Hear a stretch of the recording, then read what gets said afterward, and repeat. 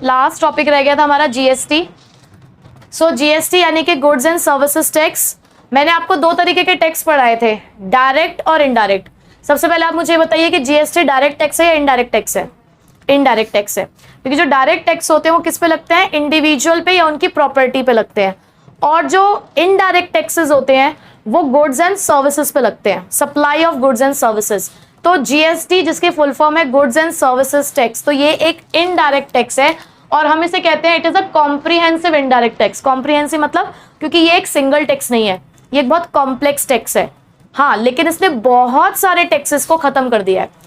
हमारे कंट्री के अंदर जब जीएसटी नहीं आया था तो बहुत सारे तरीके के इनडायरेक्ट टैक्सेस हुआ करते थे, लाइक सर्विस टैक्स था, वैल्यू एडेड टैक्स था जिसे आप सेल्स टैक्स कहते हो, एक्साइज टैक्स होता था, ठीक है, सेंट्रल सेल्स टैक्स होता था, ऐसे बहुत सारे, ना जाने एंटरटेनमेंट टैक्स वगैरह होता था, ना जाने कितने सारे टैक्सेस हुआ करते थे। तो हमारी इकोनॉमी के अंदर ना टैक्स सिस्टम में यूनिफॉर्मिटी नहीं थी, हर कोई अपने अपने अकॉर्डिंग टैक्स की कैलकुलेशन कर रहा था।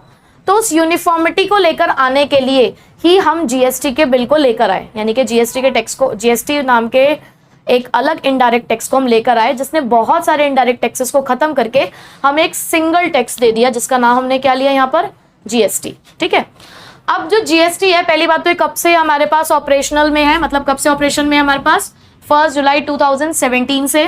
किस पे लगता है? सिर्फ supply of goods and services पे लगता है। ये वैल्यू एडिशन पे टैक्स लगता है।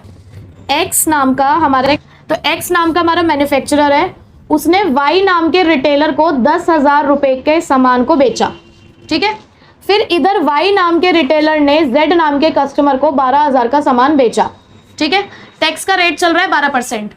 जब एक्स ने वाई को सामान बेचा होगा तो टैक्स पे कौन करेगा? पहली बात तो आप मुझे ये बताइए, टैक्स पे करता कौन है?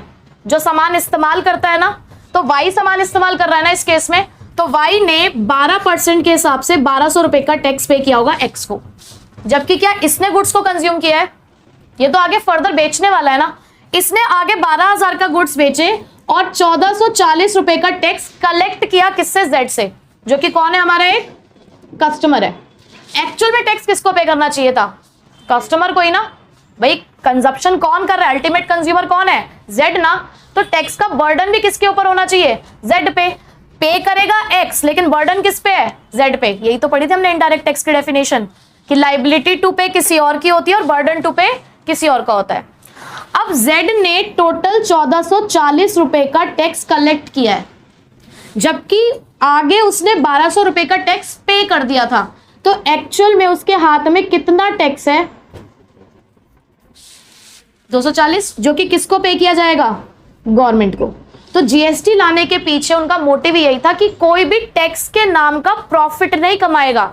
जितना आप वैल्यू एडिशन कर रहे हो सिर्फ आप उतने का ही टैक्स पे करोगे। आपने वैल्यू एडिशन कितने का किया है? 2,000 का ही किया है ना। तो अगर आप 2,000 के हिसाब से 12% निकालते हो तो देखो वो भी तो 240 ही आ रहा है। 240 ही आपके पास बचा और 240 से टैक्स बनता भी है, तो आप टैक्स के नाम से प्रॉफिट अर्न नहीं कर सकते। ये जीएसटी का मोटिव था। अगर एक स्टेट में 12% है, अगर गवर्नमेंट ने डिसाइड कर दिया कि इस वाले गुड पे 12% का टैक्स लगेगा, तो हर जगह 12% का ही लगेगा। हर स्टेट अपने अकॉर्डिंग टैक्स का रेट चेंज नहीं कर सकता। यही तो रीजन था जीएसटी का, कि यूनिफॉर्मिटी लानी थी, कि हर जगह सेम टैक्स लगे फिर, ठीक है।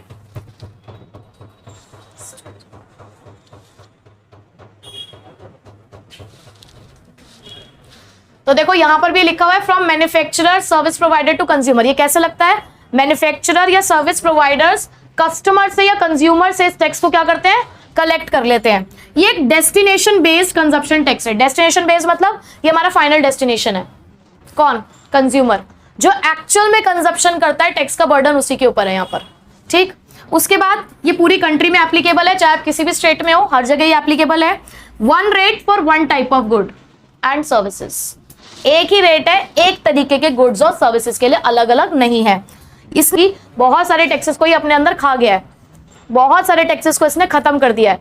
तो अब यहाँ पर कौन कौन से बहुत सारे सेंट्रल और स्टेट टैक्सेस थे हमारे, उनको 6 स्टैंडर्ड रेट है हमारे पास यहाँ पे। 0%, 3%, 5%, 12%, 18% और 28%। ये 6 उन्होंने रेट बता दिया हमें, स्टैंडर्ड रेट, अलग अलग कमोडिटीज के हिसाब से हुए।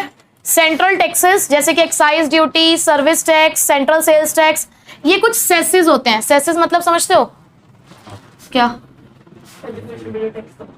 बोल पर वो सेस क्या होता है? ये होते हैं स्मॉल टैक्स, बहुत छोटे, बहुत कम अमाउंट। जैसे कि जब किसी भी बंदे की इनकम टैक्स की कैलकुलेशन होती है तो उसका 4% हायर एजुकेशन टैक्स लगता है, 4%, ठीक है? तो वो उसे बोला जाता है सेस। सेस मतलब स्मॉल टैक्स। हाँ, आपको 4%, पहले 2% था, अब 4 कर दिया है, ठीक है? स्टेट टैक्स, स्टेट टैक्स के अंदर हमारे पास वैट है, सेल्स टैक्स है, एंट्री टैक्स है, लग्जरीज टैक्स है, ऑक्ट्रॉय, ये सब हमारे पास इस तरीके के बहुत सारे हमारे टैक्सेस थे जो स्टेट के ऊपर मतलब स्टेट गवर्नमेंट लगाती थी। इन सभी को खत्म करके अब जीएसटी हो गया है, ठीक है? उसके बाद of petrol, liquor and the tobacco in GST. अब इनका ट्रीटमेंट क्या है? 5 पेट्रोलियम प्रोडक्ट्स को पहले जीएसटी की रेंज से बाहर रखा गया था कि मतलब उस पर हम जीएसटी नहीं लगाएंगे, but with the passage of time चीज़ों को ठीक किया गया और बाद में इसको भी जीएसटी के अंदर इन्वॉल्व कर दिया गया था। तो स्टेट गवर्नमेंट ने वैट को अभी भी लगाए रखा किसके ऊपर? अल्कोहलिक लिकर पे। अगर आप ह्यूमन कंजप्शन के लिए इसका इस्तेमाल करते हो तो अभी भी उसके ऊपर वैट लगाया जाएगा, वैल्यू एडेड टैक्स लगेगा। और tobacco and tobacco products attract both GST and central excise duty, यानी कि इनके ऊपर दोनों तरीके के टैक्स लगते हैं, जीएसटी भी लगता है और सेंट्रल एक्साइज ड्यूटी भी इनके ऊपर लगती है, ठीक है? क्लियर? बेनिफिट्स ऑफ जीएसटी शामिल है, स्टैंडर्डाइज रेट्स आ गए हमारे पास, लॉ और प्रोसीजर भी स्टैंडर्डाइज हो गया। क्यों? क्योंकि पहले जब अलग अलग रेट्स चल रहे थे, सबके लॉ और प्रोसीजर अलग था कैलकुलेशन का, तो दिक्कत आती थी।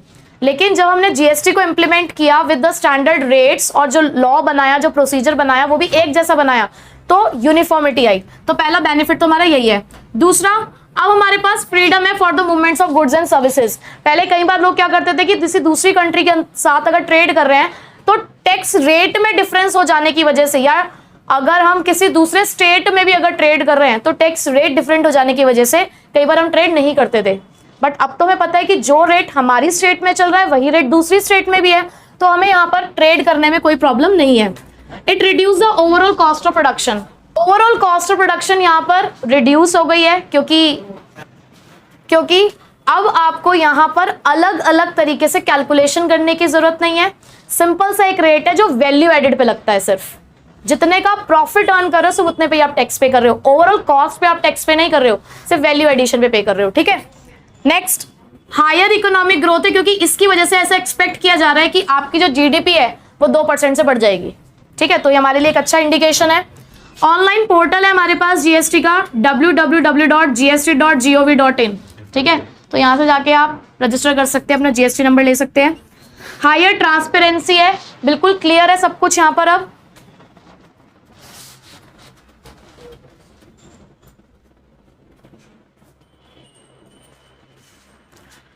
ट्रांसपेरेंसी का मतलब क्या होता है? क्लैरिटी, कोई एम्बिग्युइटी नहीं है, कोई कंफ्यूजन नहीं है, फ्यूजन नहीं है। एम्बिग्युइटी क्या होता है? इसलिए मैंने बोला कि कोई कंफ्यूजन नहीं है, ठीक है? कोई कंफ्यूजन नहीं है, सबको पता है कि किस तरीके से कैलकुलेशन करनी है। तो this is all about GST जो आपको पढ़ना है फिलहाल।